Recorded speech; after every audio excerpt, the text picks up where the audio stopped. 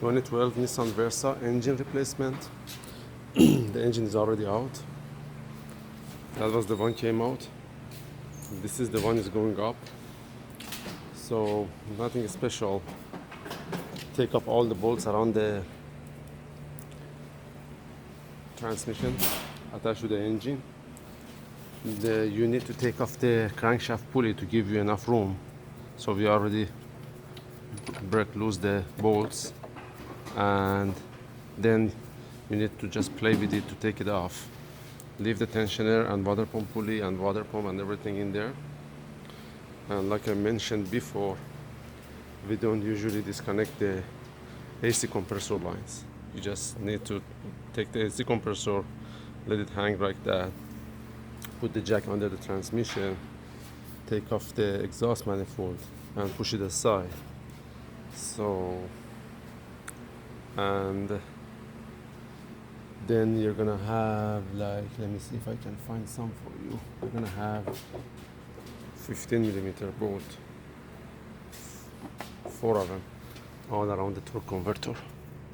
So, and then right here, when you put it right there, when the starter goes, and make sure you line up the flywheel with that, then you're not gonna have a hard time to put back the bolt for the torque converter. And put some grease around the shaft, torque converter shaft, where the pins goes, bushings over there. And it's always a good idea to just put some grease behind the crankshaft, like I said, on the pins like that, and this one. So we're gonna turn the engine a little bit to make sure the hole is gonna line up as much as possible with the torque converter. And whenever you want to pull up the engine, there is a sensor for the camshaft. You won't be able to disconnect it. Leave it connected. When you pull it up a little bit, you're gonna have enough room to disconnect it and take the whole wiring harness out of the way. And that was all about it.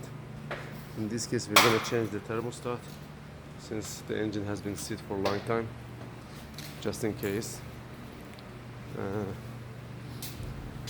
The passenger side wheel needs to come off, the fender liner, and the driver side wheel, leave it like that.